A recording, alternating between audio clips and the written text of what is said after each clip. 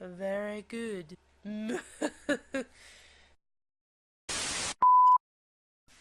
So last episode I reviewed both Lilo and Stitch, the Western cartoon, and the Japanese anime, with, some unwanted help. Having seen the cartoon before, but not the anime, it was mostly me giving a first impression of the show, watching various episodes from each season. But since then, I've been looking into my research on the series and the episodes. I started to uncover something curious. Now, I've been watching the English dub of all the episodes. They're pretty easy to find, as opposed to the original Japanese version, or more ideally, English subbed. So what specifically did I find lurking in the shadows of this strange, mysterious anime? Well, let's take a look. I found a statement claiming here that the anime would have a much darker, mature edge than any other Lilo and Stitch reincarnation to date. I had to remember the evidence. Questions were piling up. Most prevalent was, did I watch the wrong Stitch anime? I mean, Stitch, the anime. With magic stones, a machine called the Good Deed Counter, butt humor, rubber ducky, and yogurt torture. Okay, I'll give it that one. My search turned up something else interesting. The series was edited and localized for a younger US English-speaking audience, and given a lower TV rating. Oh, wow. So, could I have watched something completely different, yet still technically the same? At this point, I have no idea how much, or what specifically was changed from its original Japanese release. But it seems like there may have been a few changes made for the English dub. Look, even the theme songs are completely opposite. Stitch will come and rescue us whenever we're in trouble. Oh, Stitch, we love you. 泣きたい日は誰にでもあるよ。そんな時は僕がいるよ。 So obviously the American one is a complete joke. I played it to the end of my last video just to prove how bad the show is. But the anime one actually sounds decent. I can't understand a thing, but it sounds good. Is it all really as misleading as it seems? Was something so dark and mature, as claimed by a semi-reliable source, really censored for the sensitive viewing of our English audience? I still have no idea. But maybe, just maybe, we can find the answers and more. It's time for Stitch, the anime, English dubbed.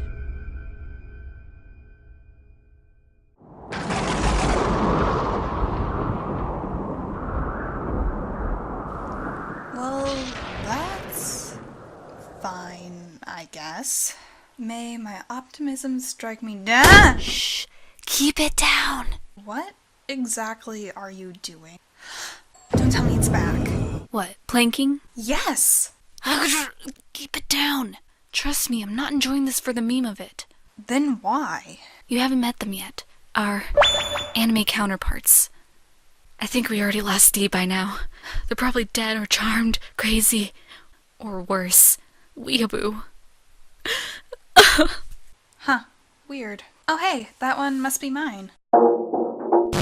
So what does yours look like? Hey, handsome. Hey, what do you think about the strength of Gershbix? I don't know, could be better. Yeah, I think so. Hey, I kind of said I was going to do a review on some of the episodes. No, I don't think so. I did. I don't remember it like that. Nope, I don't think so. I don't think anyone cares. No, we're not doing that anymore. All right, then. Fine. I'll just do the review in my mind. Idiot. Oh, God, unless anime can read minds. No, I don't think they can do that. Okay. Alright, let's get started then. I could definitely talk individually about almost every single one of these episodes and the bizarre choices and plots they have, but somehow this show got 3 seasons. But it's finally time for me to tackle Stitch. Alright, so Ace is back, suggesting there may be more than one Ace appearance in the series, but no, this is the only one I could find. So, we start with Ace flying in to save the day, which is quite interesting considering I never knew that was a power Ace was capable of, but I consider it also undeniably cool, so I'll pass it. This ace also has the capability of speech, a trait that seems to vary quite a bit with experiments. The thundering fist of righteousness!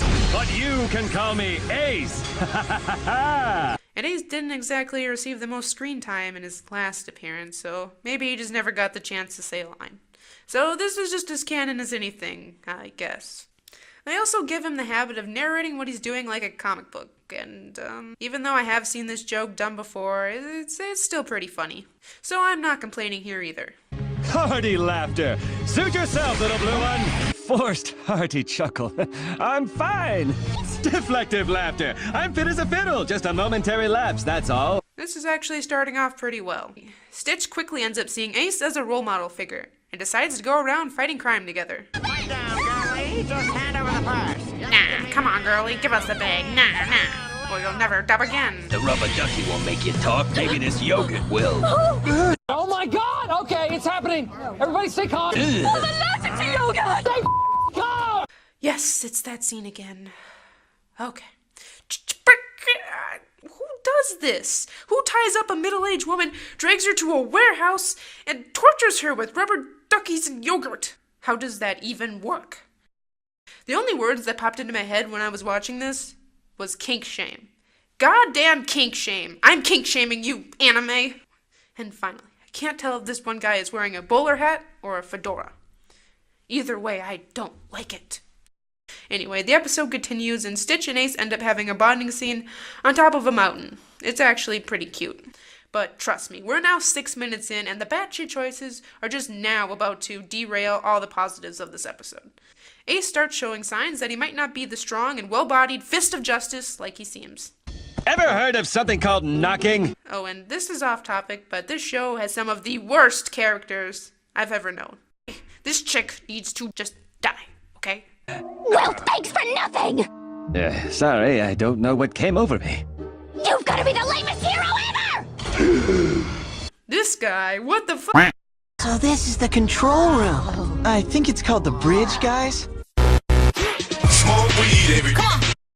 Here, let's take a look at the theme song. Just like there, right there. Okay, what is he?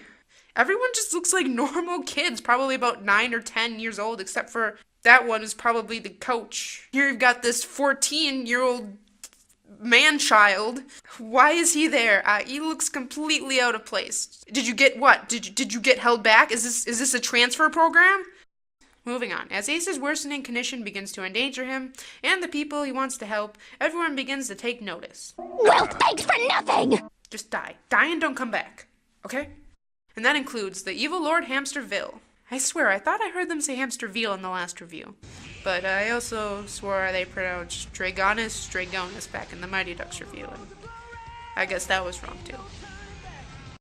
I don't even need to transmute him into an evil minion. He's perfect for my plan, just the way he is. That sounded kind of important. Anyway, Ace gets bummed, but feels he can prove he's still the hero he wants to be. Hey, around here we don't like big high school bullies picking on little girls. Is that what they told you? Seriously. High school bullies, high school bullies. You believed a shark man and a furry wearing matching jumpsuits. How stupid are you? I just generally want to know. Okay, let's just continue. Play the rest. Oh, our ball! That was the school's! Yes, I remember at my school, all the high schools thought they were hot shit with their Heelys and spring-activated moon-bound shoes.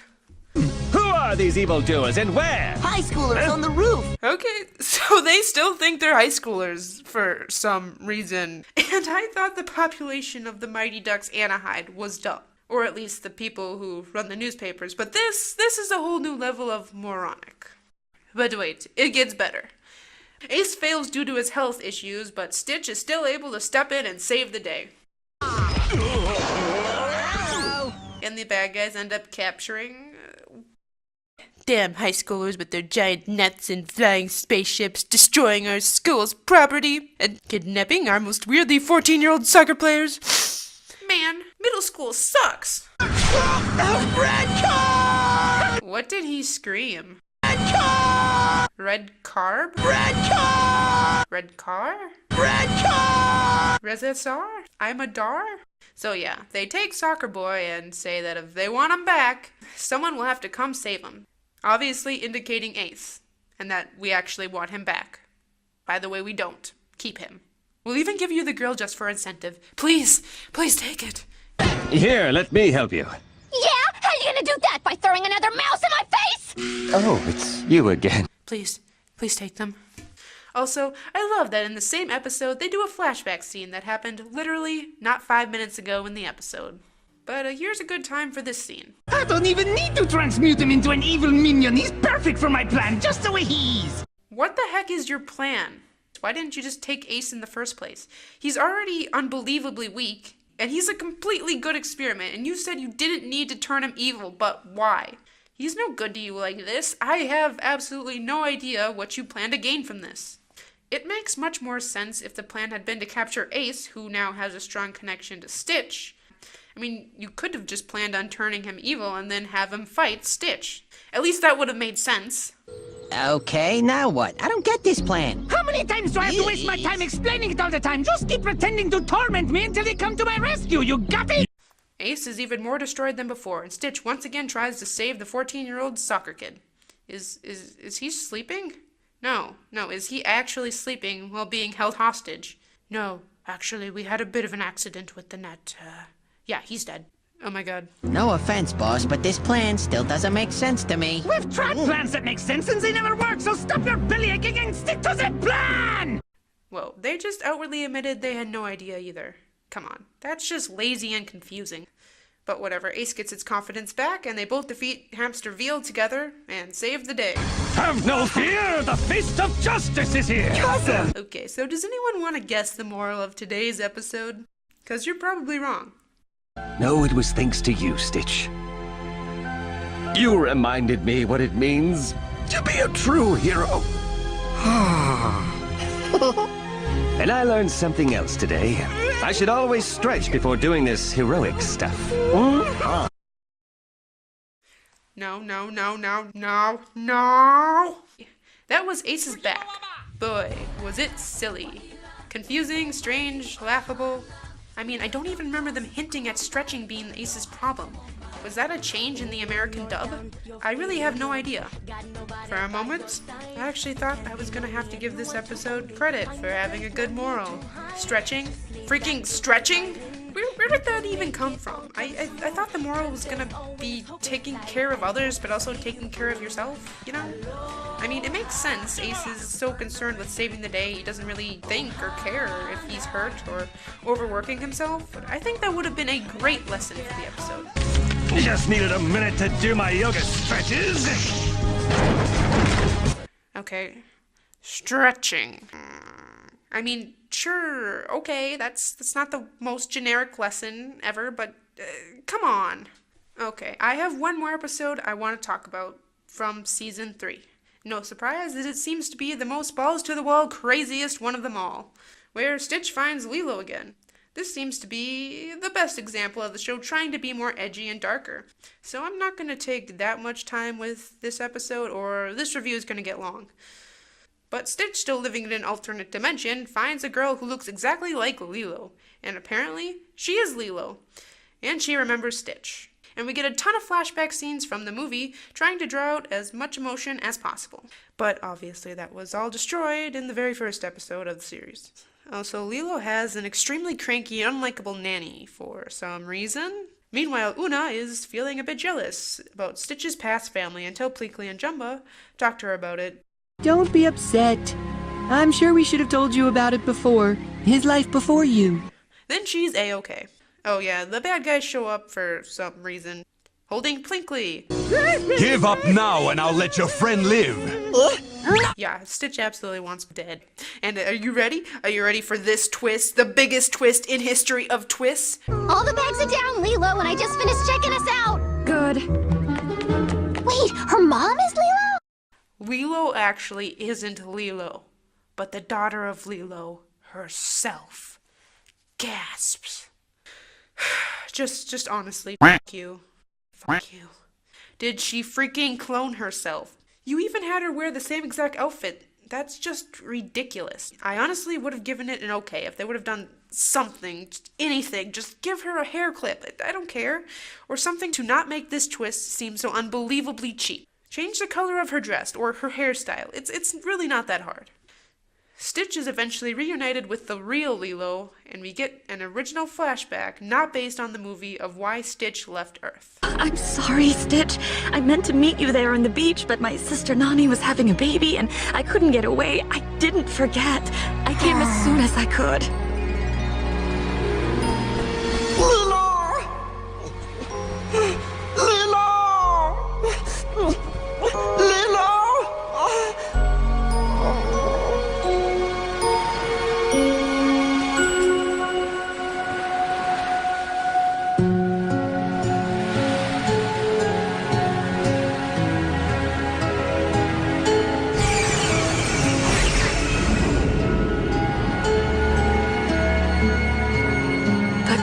By the time I got there, it was too late. I'm here, Stitch! I'm here!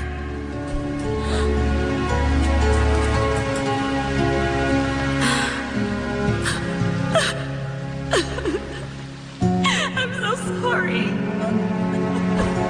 And there you go. It completely contradicts the first episode, since Jumba said it had something to do with Lilo having a boyfriend, and now it's about Nani having a baby. Which I actually like better, but still. Just because little girl Lilo has new boyfriend now and is all washed up with 626. At this point, I don't think Season 3 has any connection to any other sense of the show anymore. But what do you think? Darker? Edgier? Yes, but not exactly good. And that's it. I'm done. Stitch the Anime, you are a strange little mess. I'm not exactly a fan of the so bad it's good genre, but for Season 3, and Season 3 only, of Stitch the Anime, I'll make an exception. It's kind of bizarre, the choices and stories they choose, happening, I presume, on accident. Again, addressing the issue of the dub besides the theme song, I watched a few of the episodes of Japanese and English side by side. As far as I can tell, they seem to hold pretty true to each other. Perhaps better wording was used, and maybe the English dub may have changed a moral or two, but it seems fundamentally the same show.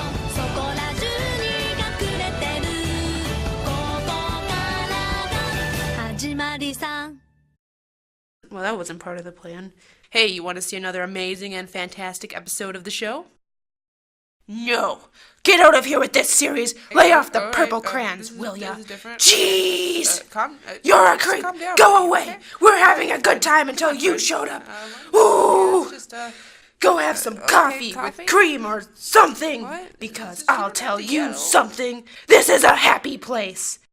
Okay, alright, I'm gone. We're gone. Okay, crystals.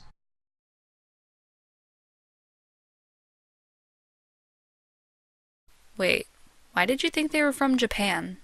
Well, yeah, that's what they told me. Yeah, but Japan is a country with a rich and interesting cultural history. And they were just walking anime archetypes. And is that Japan? No, D. No. Oh. Hey, are you guys going to do anything about the bloody corpses? This place was built on bloody corpses. Just toss them in the terrifying hell circle we call our basement.